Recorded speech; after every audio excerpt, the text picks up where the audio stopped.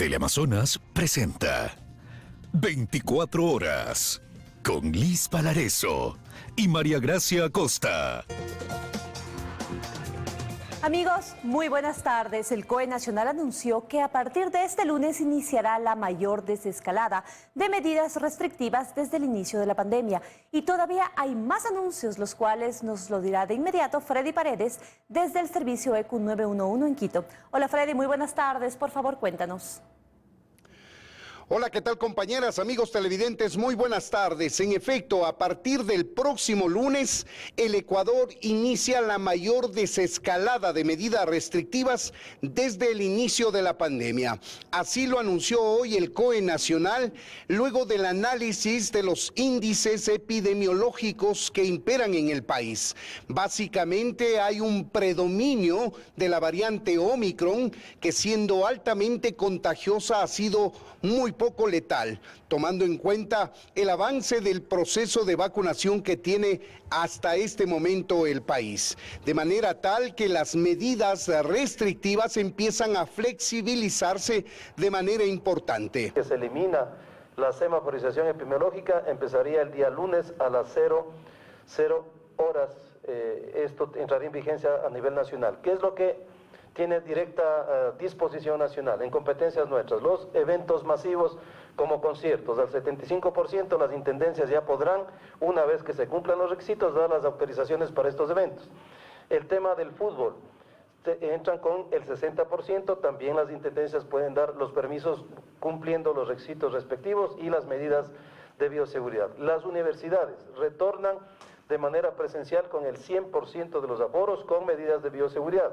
El sistema educativo que ya inició se continúa en ese mismo y ha sido un éxito, creo que no hemos tenido mayores inconvenientes, una extraordinaria coordinación entre el Ministerio de Salud y el Ministerio de Educación.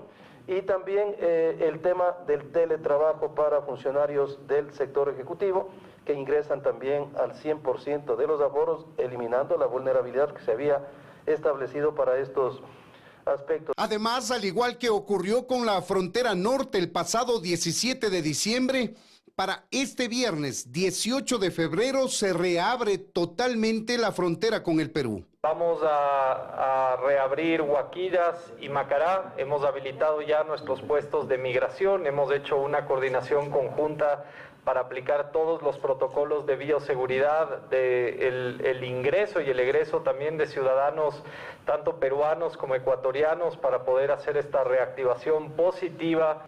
En cuanto al próximo feriado de carnaval, no habrá ninguna sola restricción de movilidad. Todas las carreteras estarán abiertas y disponibles para el uso de los turistas que así quieran aprovechar estos días de asueto, tomando en cuenta además un incentivo tributario del gobierno que reduce en 4 puntos el pago del IVA. Las playas de nuestro país podrán ser utilizadas en un 100%. Finalmente, según la ministra de Salud, si las condiciones y los índices epidemiológicos que imperan actualmente en el país continúan y reducen aún más, es lo esperable. Confiamos que para finales de marzo ya podamos dejar en espacios abiertos las mascarillas. Este es un anuncio importante que ha hecho hoy el COE Nacional y que constituye la mayor desescalada de medidas restrictivas desde el inicio de la pandemia hace algo más de 2 años. Es nuestro informe hasta esta hora, compañeras. Sigan ustedes en los estudios. Amigos, muy buenas tardes.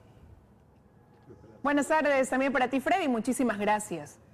La Asamblea Nacional negó el informe de mayoría del proyecto de ley de interrupción del embarazo en casos de violación, con 66 votos, 4 menos de los que requería para aprobarlo. Ahora se propusieron más cambios al texto. Andrea Samaniego sigue de cerca esta información en el Legislativo y con ellas el contacto. Hola Andrea, ¿cómo estás? ¿En qué se encuentran ahora los asambleístas? Cuéntanos. ¿Qué tal, Liz, amigos? ¿Cómo están? Muy buenas tardes. Pues bueno, en estos momentos los legisladores ya se han registrado para poder someter a votación estos nuevos cambios que ha propuesto la Comisión de Justicia respecto del informe de la mayoría que, como bien lo mencionabas, no alcanzó los votos en este primer intento. Nada más tuvo 66, le faltaban 4 para que pueda aprobarse este informe de mayoría. No sucedió eso y en este segundo intento, en el que, como les mencionaba, se están registrando los legisladores, pues esperamos deberán conseguir estos 70 votos. Joana Moreira tomó la palabra hace poco y explicó pues estos cambios de última hora que tienen que ver básicamente con los tiempos, sobre la temporalidad para acceder al aborto en casos de violación. La nueva propuesta dice que los plazos son de 12 semanas para las mujeres de 18 años en adelante y de 18 semanas para menores de edad y mujeres de la ruralidad, es decir, 18 semanas, pues esto ya estaba en el informe anterior, nada más se bajan las semanas para las mujeres mayores de 18 años. Escuchemos un poco de lo que ha mencionado la legisladora aquí ante el Pleno de la Asamblea. Porque hemos tenido que regatear lo que son los plazos justos. Hemos tenido que ceder en contra de nuestra voluntad para llegar a un consenso. Pero sin duda alguna, señora Presidenta, es una decisión totalmente necesaria. Esta ha sido la ley del regateo por la vida. Nos apena lo que hemos vivido con este proyecto de ley que ha venido planteando primero la interrupción del embarazo, la terminación de una vida desde los 7 meses hasta los 9 meses, luego desde los 5 meses hasta los 5 meses y medio, luego desde los 4 meses, ahora que se dan cuenta que no cuentan con una mayoría, siguen en ese regateo. Y bien, siguen registrándose los asambleístas para someter a votación este informe, este segundo intento por aprobar el informe de mayoría sobre este proyecto de ley para garantizar la interrupción del embarazo en casos de violación. Esto podría tomar algunos minutos, como pasó en la primera votación, en donde, pues bueno, durante todo ese proceso se tomaron varios minutos los legisladores para decidir su voto. Cabe recalcar que ningún bloque, pues, tuvo una votación orgánica, todos fueron muy divididos. Mientras ellos están aquí conversando en los cabildeos de último momento, en los exteriores de la Asamblea Nacional, las mujeres están vigilantes de esta decisión que tome el día de hoy la Asamblea Nacional. Grupos a favor del aborto por violación se dieron cita. Ellas básicamente lo que han mencionado es que no están de acuerdo con esta ley que tenga plazos. Ellas quieren una ley sin plazos, dicen que es una tortura lo que está haciendo la Asamblea Nacional y por eso están vigilantes aquí. Y también están los grupos pro vida, en cambio, que esperan que pues en este segundo intento tampoco haya los votos y se pueda tomar votación del informe de minoría que presentó Ricardo Vanegas. Ya esto es lo que está sucediendo en los exteriores y en estos momentos la presidenta de la Asamblea Nacional ya ha dado la orden para que empiecen a ejercer su derecho al voto los legisladores respecto de este proyecto de ley. Nosotros les seguiremos informando de la decisión que tome la Asamblea Nacional en pocos minutos más. Gracias, tienes más noticias. Muchísimas gracias, Andrea. Estaremos pendientes a la información que nos compartas desde el Legislativo. En otro tema, la policía incautó hasta el momento más de 70 excavadoras en el operativo contra la minería ilegal en Yutsupino, provincia del Napo. La institución asegura que mantendrán seguro el perímetro. Sin embargo, las acciones deben ir más allá. 5 días de operativo terminaron hasta el momento con el decomiso de maquinaria pesada utilizada en la devastadora minería ilegal de Yutsupino. Según el director de seguridad de la policía, dieron un duro golpe a la economía criminal. 77 retroexcavadoras que ya están fijadas por la Policía Judicial, 70 de ellas ya están en el patio bajo cadena de custodia. Es una afectación enorme a la economía criminal. De estas excavadoras, ya había anunciado el ministro de Energía y lo ratifica Salinas, hay maquinaria proveniente de GATS. Provendrían de un GAT municipal. De 2 en realidad. Hemos visto que hay algunos logotipos en algunas de las máquinas. Esperamos que se haga un análisis minucioso de algunos gobiernos autónomos descentralizados. Sería gravísimo y tienen que pagar las consecuencias las personas que utilizaron esas máquinas del pueblo para enriquecerse ilegalmente. Según Franklin Soria, de Prensa Minera y denunciante de la minería ilegal, el operativo es digno de felicitarse, pero hay que ir más allá. Implica el reconocimiento objetivo del estado que tiene el Ecuador en relación a la minería ilegal. Yutsupino es un Buenos Aires tropical, pero hay escenarios peores que Yutsupino. El Ting en Morona, Santiago, Chinapinza en Zamora Chinchipe. Los ilegales destruyeron el río Jatunyacu y la devastación ambiental es evidente. Según Salinas, ya hubo operativos previos, pero sin impacto. Ahora aseguran que tienen un plan para el sector. La segunda fase que termina con sacar toda la maquinaria, todas las setas, todas las bombas de motor.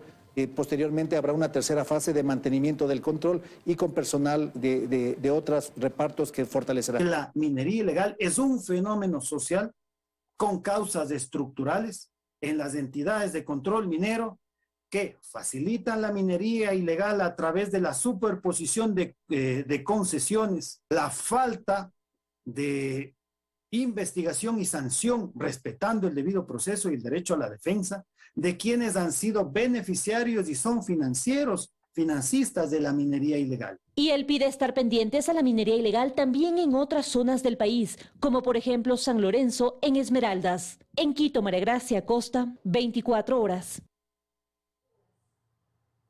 Durante un año, Alex Saab, considerado como el testaferro de Nicolás Maduro, fue parte de operaciones controladas de la Agencia Antidrogas de Estados Unidos, DEA, por sus siglas en inglés. Su participación como fuente activa en las investigaciones confirmarían que la trama de corrupción existió y se movió por varios países, incluido el Ecuador. El también conocido como testaferro de Nicolás Maduro, Alex Saab, estaba acorralado pero logró el acuerdo con Estados Unidos y se convirtió en una fuente más. Casi un agente de la DEA obteniendo información de sus socios en América y Europa. Lo primero fue reconocer por escrito que ha pagado sobornos a funcionarios del gobierno de Nicolás Maduro. El acuerdo arrancó en junio del 2018, desde cuando Saab generó llamadas, reuniones, mensajes y más con los integrantes de su organización. Su compromiso incluía la devolución de una parte del dinero de esos sobornos y lo hizo en 4 transacciones. En agosto del 2018, 3.2 millones de dólares. En septiembre, 3.3 millones. En noviembre, 3.1 millones de dólares. Y en febrero del 2019 devolvió 2.9 millones de dólares. Estas operaciones controladas desde Estados Unidos debían terminar en 2019, cuando Saab se comprometió a entregarse a la justicia en mayo. Tras no concretarse la oferta, Estados Unidos le seguía los pasos. Fue localizado y capturado en Cabo Verde. El resultado de su colaboración con la DEA durante un año se irá revelando de a poco. Fausto Yepes, 24 horas. Y un documento de la Fiscalía del Distrito Sur de la Florida, divulgado en Miami, detalla actividades de Alex Saab para asistir a las autoridades de Estados Unidos en las investigaciones a funcionarios venezolanos, sobornos y manejo de activos. El empresario colombiano Alex Saab, quien ha sido identificado por el gobierno de Nicolás Maduro como diplomático venezolano, firmó un acuerdo en 2018 como informante de la DEA, según reveló este miércoles un documento que hizo público el juez federal Robert Escola Jr., a cargo de este caso en el Distrito Sur de la Florida, a donde Saab fue extraditado en octubre del 2021. El 27 de junio de 2018, Saab Morán firmó un acuerdo de fuente cooperante con la DEA y se convirtió en una fuente activa de la ley poco después, comunicándose con agentes especiales de la DEA por teléfono, mensajes de texto y voz. Como parte de su cooperación, Saab Morán también participó en una cooperación proactiva. Según la Fiscalía, Saab asistió al primer encuentro con agentes de la DEA y el FBI el 8 y 10 de agosto de 2016 en Bogotá, Colombia, acompañado de sus representantes legales. En reuniones informativas posteriores, Saab Morán admitió al gobierno que había pagado sobornos a funcionarios del gobierno venezolano en relación con los contratos que se le otorgaron para proporcionar alimentos a Venezuela.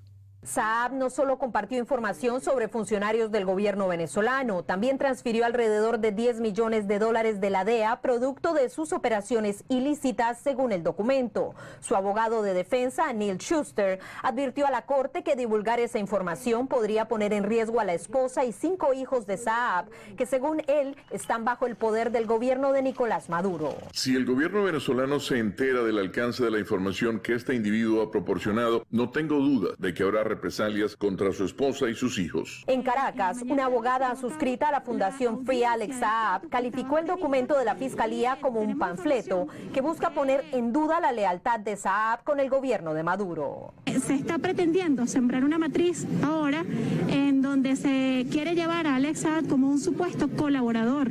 Es importante resaltar que esta supuesta colaboración es absolutamente falsa. De última hora se da información en este momento en la Asamblea Nacional, donde el Pleno trata la ley de interrupción del embarazo en casos de violación. Andrea, cuéntanos qué ha pasado. Liz, amigos, buenas tardes. En efecto, la Asamblea Nacional acaba de aprobar la ley que garantiza la interrupción del embarazo en casos de violación con 75 votos positivos. Fue lo que se registró el día de hoy. Aquí los legisladores que apoyan, que son pro aborto, pues han festejado hasta las lágrimas por esta decisión, pese a que no pues tiene los tiempos que ellos proponían en un inicio. Pues se ha aprobado. Obviamente también se han registrado 41 votos negativos. Estos votos básicamente vienen del bloque, de los bloques un poco más de derecha, de Creo, de PSC, que pues ellos desde el inicio habían decidido no apoyar esta normativa, y también hay 13 abstenciones. En esta segunda votación, en este segundo intento en el que la Asamblea Nacional aprobó este proyecto de ley, pues se vieron menos abstenciones que antes, es decir, los acuerdos pues dieron su fruto luego de estas conversaciones aquí en la Asamblea Nacional. En estos momentos la legisladora Joana Moreira agradeció a los asambleístas por el apoyo y pues ahora se ha pedido la rectificación o la reconsideración, perdón, de la votación para que esto pueda quedar en firme, es decir, pues ya no se pueda cambiar en ningún momento. Lo que también han anunciado los legisladores que han sido proponentes de este proyecto de ley es que una vez que este proyecto pueda ya sea una ley en el registro oficial, presentar una reformatoria para que no existan plazos, porque ellos finalmente accedieron a bajar los plazos para que hayan más votos. Es así que este proyecto de ley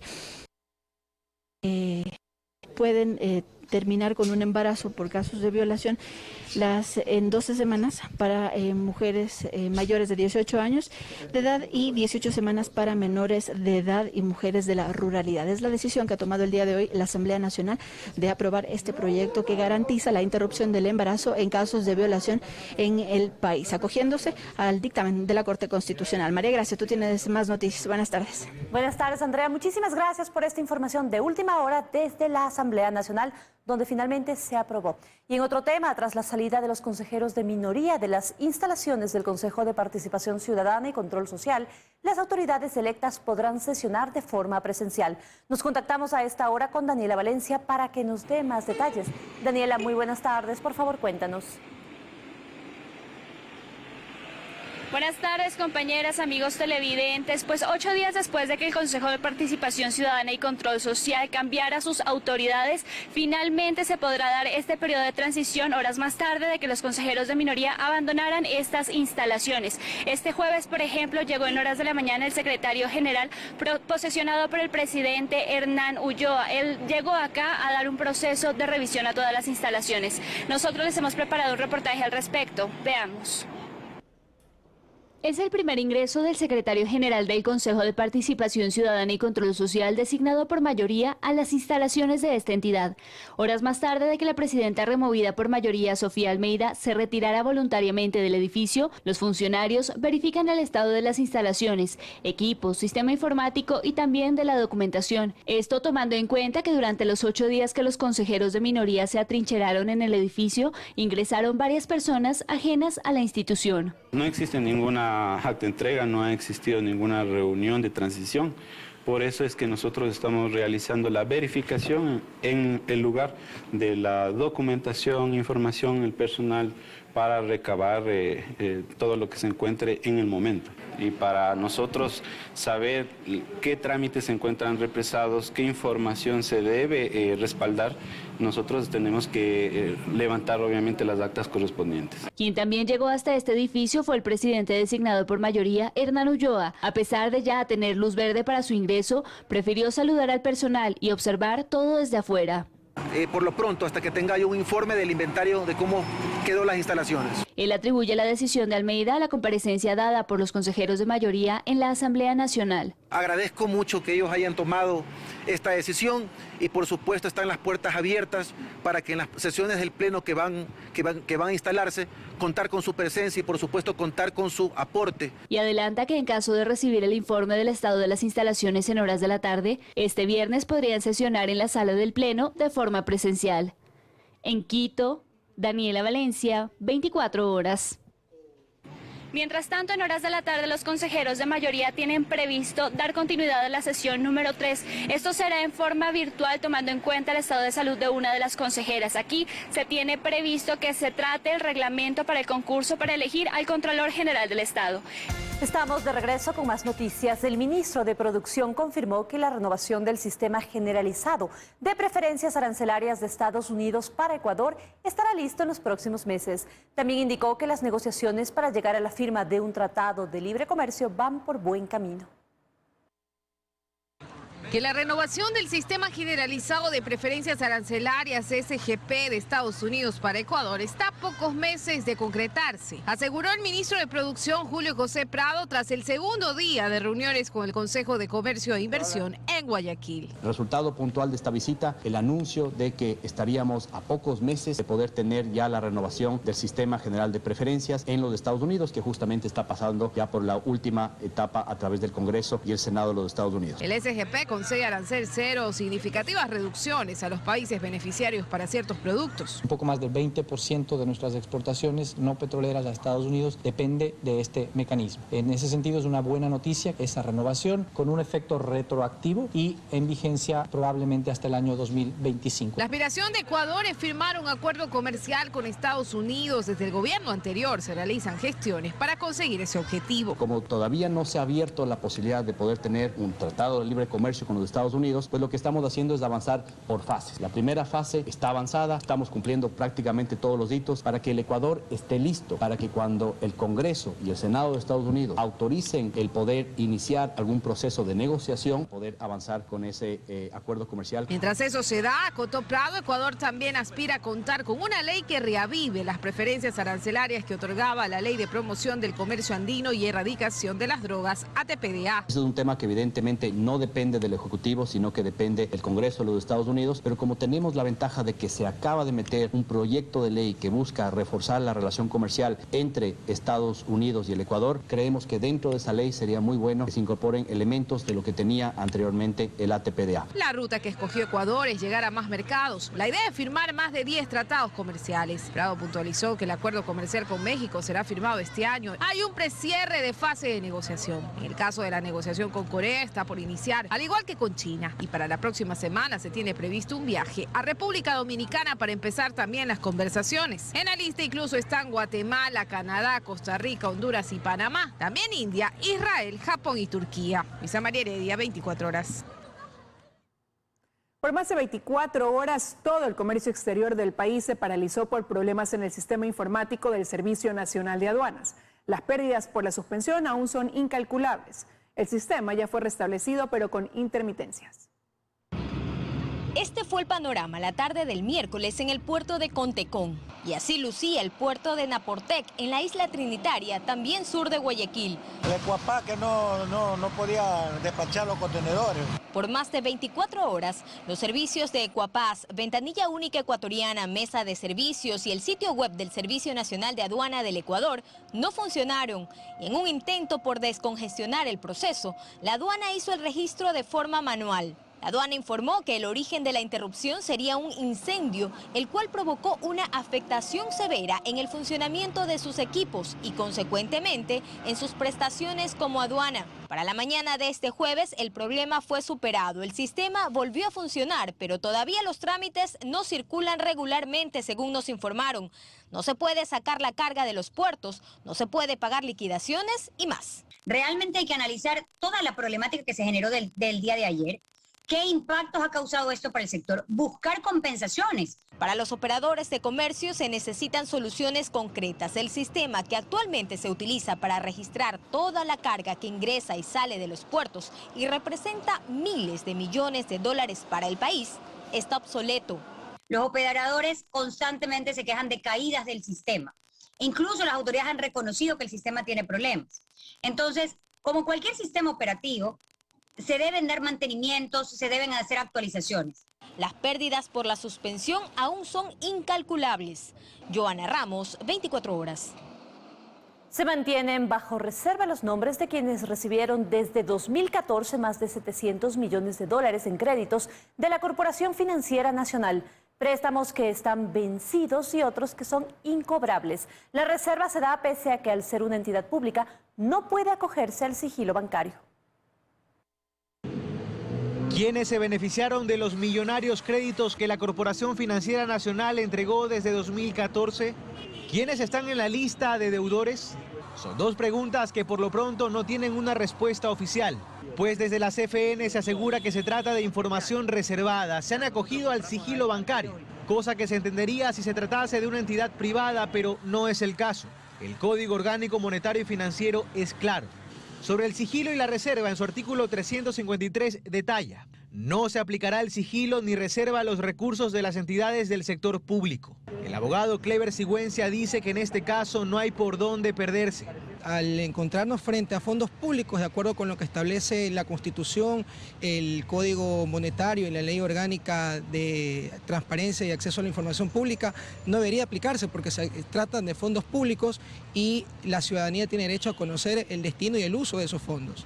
A criterio del economista Mauricio Pozo, más allá de lo legal, por transparencia debería darse a conocer quiénes son los deudores de la Corporación Financiera Nacional, a quienes se entregó más de 700 millones de dólares en créditos, que hoy tienen dificultad de cobro, y otros catalogados de incobrables. Deberíamos todos conocer a quién se le prestó y por qué este prestatario en este caso no paga, sea quien sea. Sea una firma privada o sea una empresa pública. Entonces eso sí creo que se debe conocer y por qué no se ha hecho una gestión de cobranza mucho más intensa. No se trata de un tema menor, asegura Pozo, quien sostiene que al final del día alguien deberá pagar los platos rotos. Cuando pierde plata y necesita capital, ¿quién tiene que poner ese capital? El Estado. O le pide a la sociedad a través de los impuestos o se endeuda.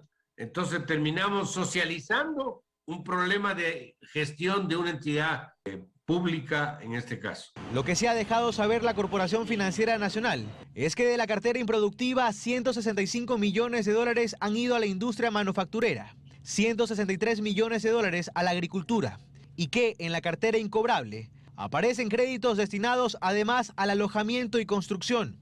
Hasta ahí no se proporcionan más detalles. En Guayaquil, Carlos Acoto, 24 horas. Personas mayores de 45 años rechazan que se analice incrementar la edad para jubilarse. Aseguran que no es congruente con la realidad del país, en la que se los ha desvinculado de empresas y no se les da nuevo empleo en otra compañía debido a su edad. Que el fondo de pensiones está en riesgo. Eso es lo que ha asegurado el presidente del IES, Francisco Cepeda. Y para que tenga mayor sostenibilidad, confirmó que se analizan varias opciones. Entre ellas, incrementar la edad para la jubilación. La esperanza de vida ha subido desde el año 1985. La esperanza de vida lo que debe llevar es a más aportes. Pero si bien se puede aceptar que la esperanza de vida creció, no así la esperanza de que en una empresa te mantengan o te contraten cuando tienes mayor edad. Es lo que nos cuenta Pablo, de 60 años, quien tras 3 décadas de trabajo salió de una compañía y desde entonces, por más que ha buscado, no lo aceptan. Es muy difícil por la edad, así uno tenga la experiencia. Lot Galárraga en Quito nos cuenta algo similar. Tiene 50 años. La empresa en que laboraba no sobrevivió a la pandemia y quebró. Desde entonces, no ha vuelto a ser contratado en ningún lado. Busqué empleo en 2, 3 empresas, mandaban currículos y todo, pero por la edad no me aceptaban.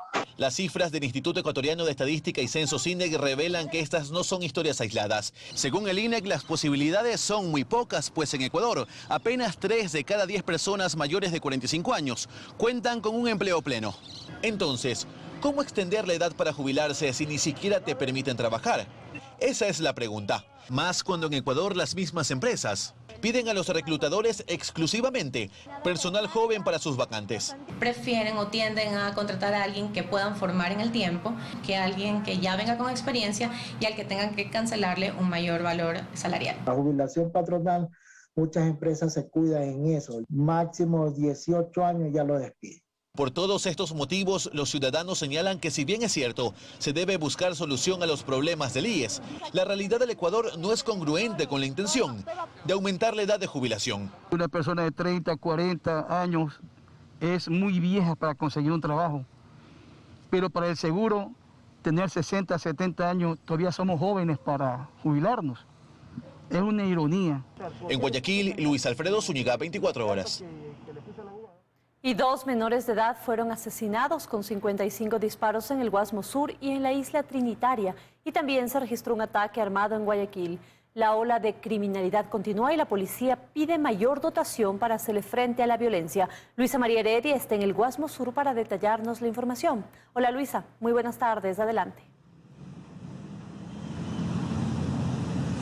Hola María Gracia, amigos televidentes, muy buenas tardes. Así es, nosotros nos hemos trasladado al que hoy por hoy es el lugar más peligroso de la ciudad, Guayaquil, que a su vez también es la ciudad más violenta del país. De las cerca ya de 170 muertes violentas que se han cometido en la zona 8, que incluye a San Borondón y Durán, por lo menos alrededor de 40 han ocurrido aquí, en este sector. Esta madrugada, como bien mencionabas, hubo una balacera con 2 muertos más. Veamos el siguiente reportaje.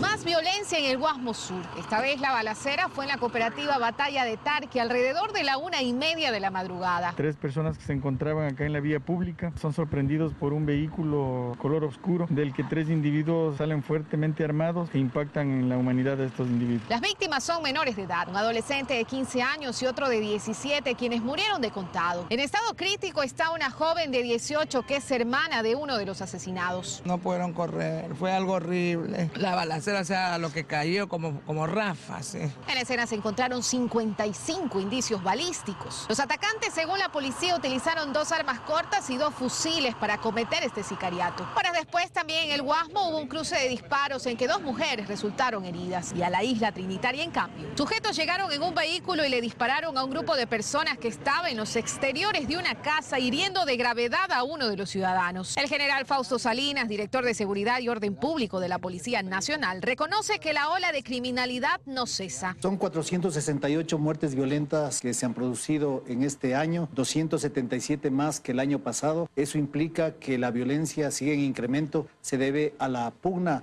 por espacios territoriales de las bandas criminales. Pero asegura que a las bandas cada vez les queda menos territorio para actuar. Sobre todo en las rutas del narcotráfico, donde la policía ha tenido una altísima efectividad. Tenemos 35 toneladas de droga en lo que va del año. Con estos resultados vamos a superar el año pasado, que igual se batió un récord histórico. Con 210 toneladas de droga decomisadas. Pero Salinas cree que como institución darían mayores resultados si estuvieran mejor dotados. No es suficiente enfrentar con las mismas condiciones, con las mismas capacidades institucionales a la delincuencia. Por ello es urgente el plan de fortalecimiento y modernización de la policía para enfrentar en mejores condiciones a esta delincuencia organizada. El plan de fortalecimiento y modernización tiene un presupuesto, de acuerdo con Salinas, de 1.295 millones de dólares. La tecnología que tenemos no está a la vanguardia. Por eso precisamente el plan establece un fortalecimiento tecnológico, sobre todo en las capacidades de análisis, identificación facial, inteligencia artificial, también con fortalecimiento en el equipamiento, armamento de la policía y capacidad humana.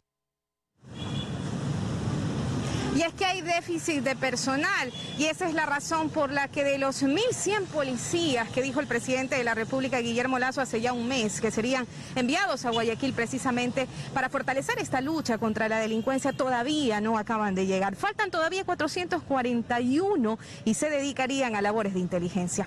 Es lo que puedo comentarles hasta ahora. Liz, continúas en Estudios con más noticias. Muy buenas tardes. Buenas tardes también para ti, Luisa María. Muchísimas gracias. La policía decomisa más de 1,5 toneladas de droga en el puerto de Guayaquil. El alcaloide tenía como destino Bélgica. Joana Ramos se encuentra en el puerto de Guayaquil y nos cuenta más. Hola, Joana.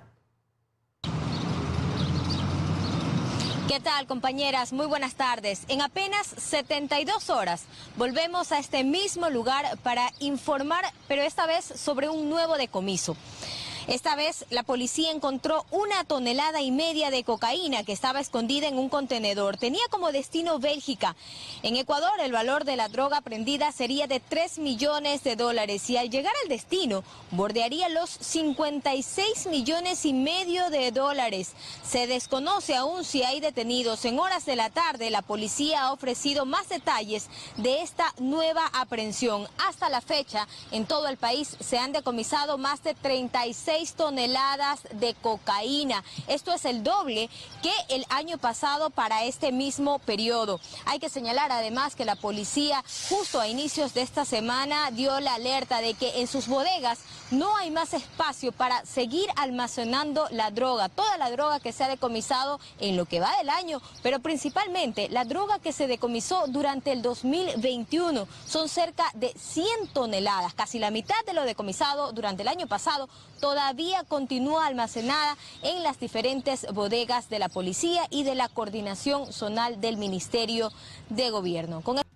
Estamos de regreso con más información. Más de 1.400 causas pendientes por resolver, falta de infraestructura y presupuesto y un elevado número de organizaciones políticas que pueden proponer candidatos son los principales problemas que anuncia el Tribunal Contencioso Electoral de cara a las elecciones de febrero del próximo año.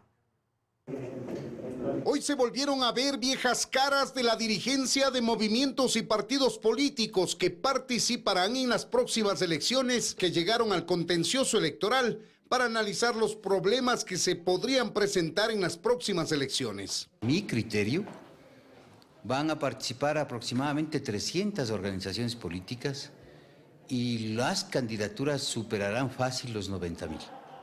Eso hace que este proceso sea mucho más complicado, incluso que la elección general que tuvimos el año 2021. Y ese es uno de los principales problemas, el elevado número de potenciales candidatos a las diferentes dignidades que si deciden apelar decisiones ante el CNE y el TCE, el proceso electoral podría demorar en la entrega de resultados, tomando en cuenta que hay más de 1.000 causas pendientes. 1.400 causas pendientes de resolución del proceso de consulta popular del 2018. Tenemos procesos de gasto electoral del 2019. Nos van a empezar a llegar los procesos de análisis y fiscalización de gasto electoral del 2021. Y súmenle a eso los procesos que se iniciarán en cada una de las etapas de este proceso electoral. Y por ello el presidente del contencioso electoral anunció que ese organismo carece de recursos y medios para enfrentar la carga de trabajo que se podría presentar en las próximas elecciones. Nosotros hemos presentado al Ministerio de Finanzas un presupuesto consolidado, ordinario y electoral de 4,5 millones que permitan mejorar la infraestructura, cambiar los sistemas informáticos y equipos informáticos que tiene el tribunal y contratar los servidores que permitan atender todas las causas. Estos y otros temas debatió este miércoles el presidente del contencioso electoral con los representantes de las organizaciones políticas, que por lo demás deberán aplicar los cambios al Código de la Democracia de febrero de 2020, entre otros el 30% de listas encabezadas por mujeres y el 25% de candidatos jóvenes en todas las listas. En Quito, Freddy Paredes, 24 horas. En MasterChef. Bienvenido